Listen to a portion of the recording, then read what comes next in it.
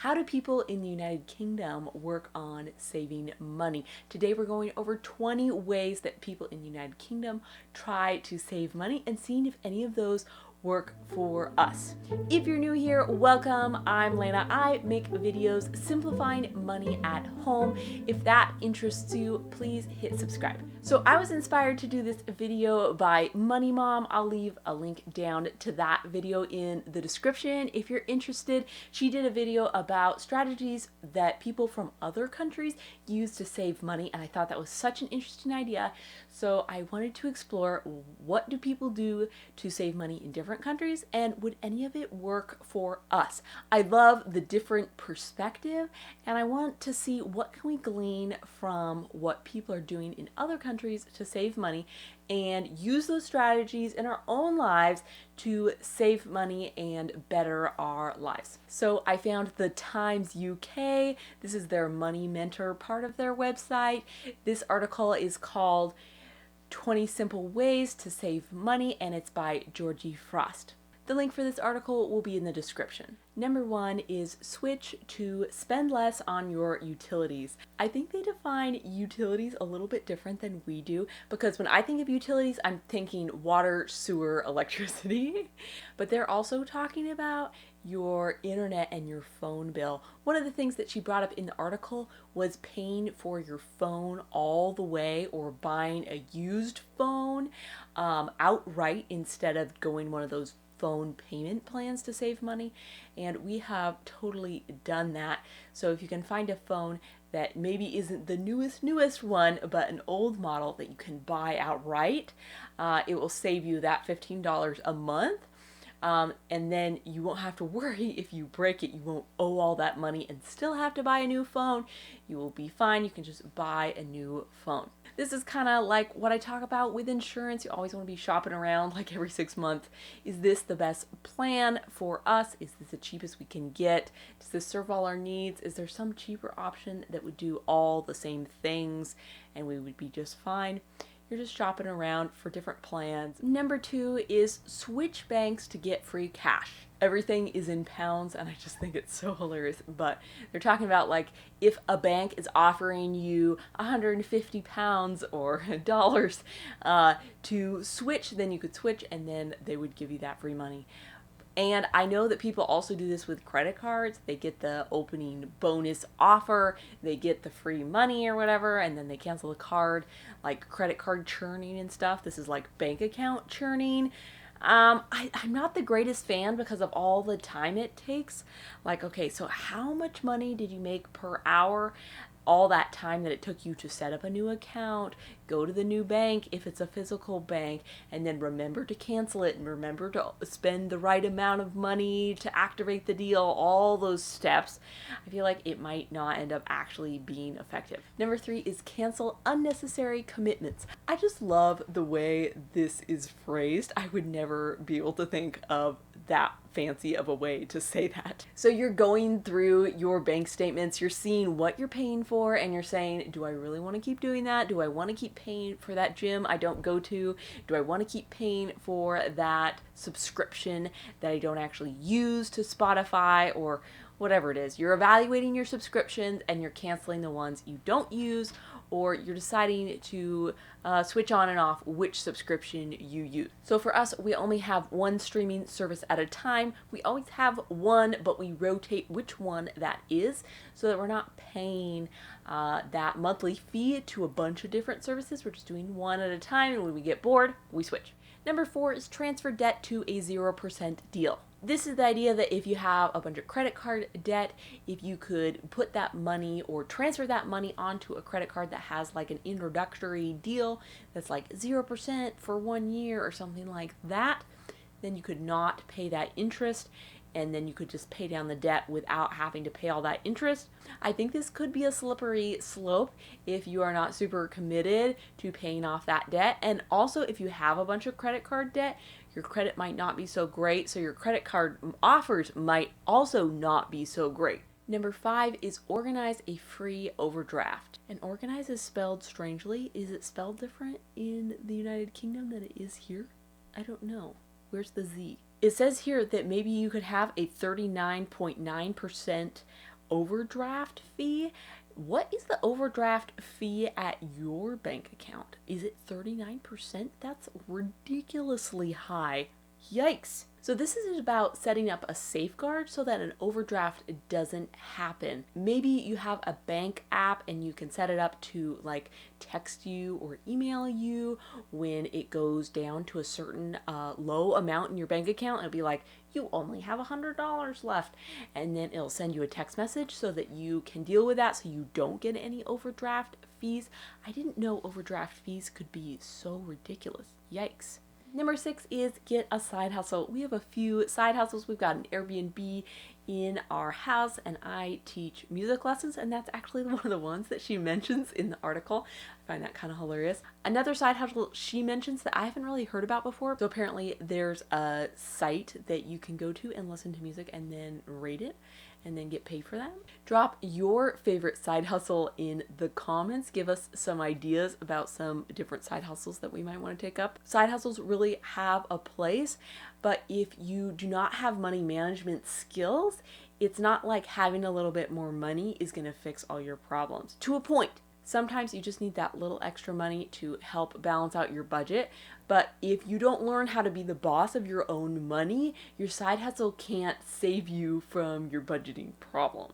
Number 7 is do a low spend week or month. I have a video about spending freezes. So during a spending freeze, you're just not buying anything that is discretionary, nothing that you don't absolutely need to survive, to kickstart your savings and save a few bucks fast. Number 8 is a little bit depressing, and it's have a holiday-free year.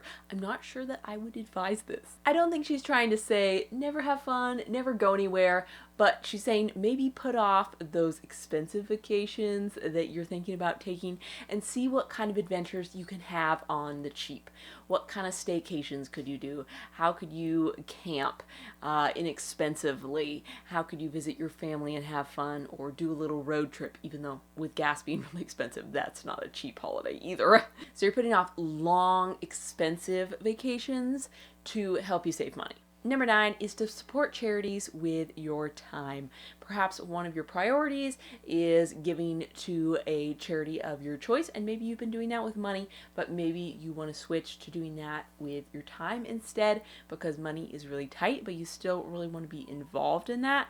So perhaps you could donate your time instead of your money. Number 10 is no presents. I like how this article is very blunt. So they don't mean absolutely no presents on any occasion. They're like, switch how you view presents, or do a secret Santa, draw names for gifts. We do that at our gifting with our family.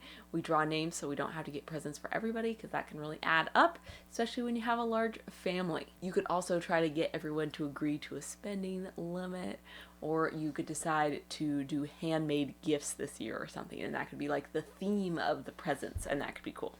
Number 11 is spend less on food. I feel like our food budget is a place where we can kind of really be in the driver's seat of how much money we're spending, with how are we meal planning.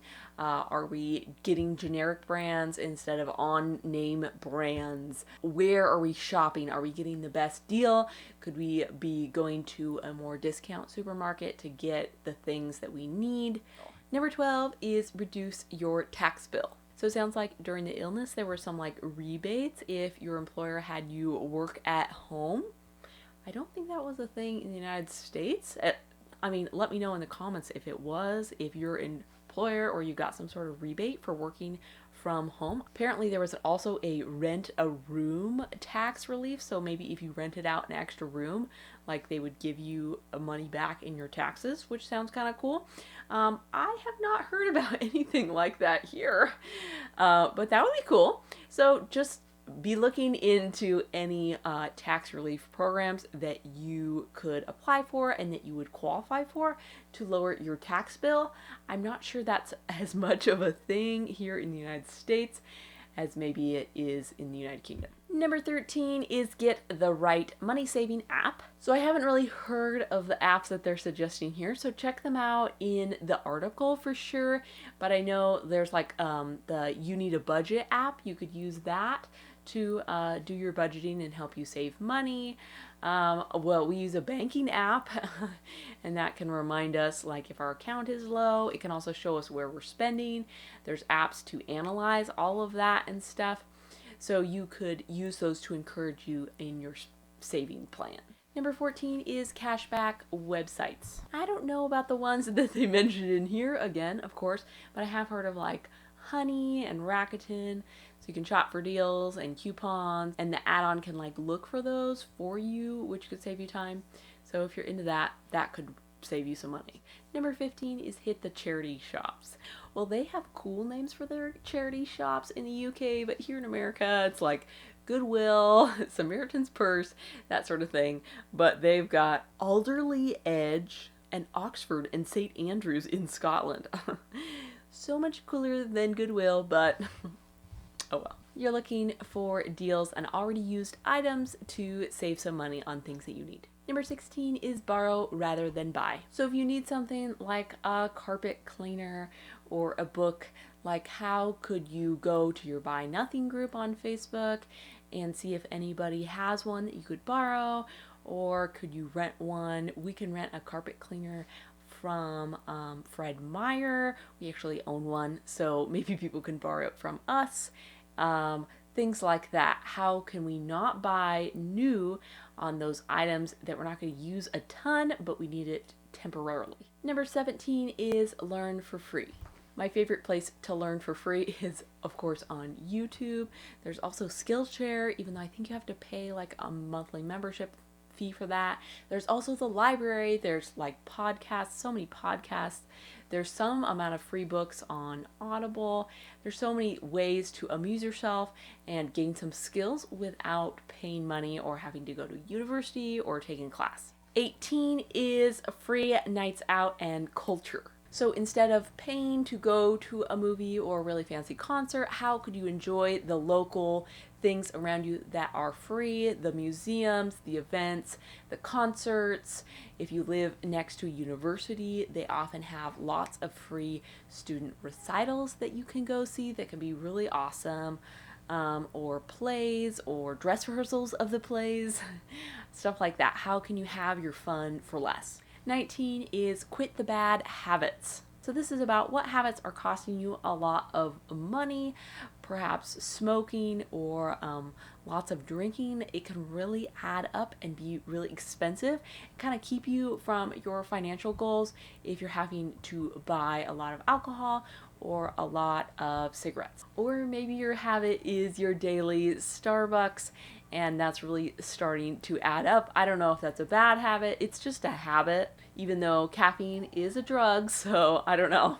And lastly, 20 is write a list and stick to it. So this is, if it's not on the list when you're at the grocery store, don't put it in your cart. But they say this a little bit differently. If it's not on your list, then don't add it into your trolley. What is a trolley? I'm guessing that's just a cart. There's so many things that catch your eye at the supermarket, and it's just so tempting to put it into your trolley and take it home with you. But then you're like, wait, how did I spend that much money? And before you know it, you've blown your budget. If these tips were helpful, please give this video a big thumbs up and subscribe for more. Thank you so much for watching. I really appreciate it. Hope to see you in the next one. Bye for now.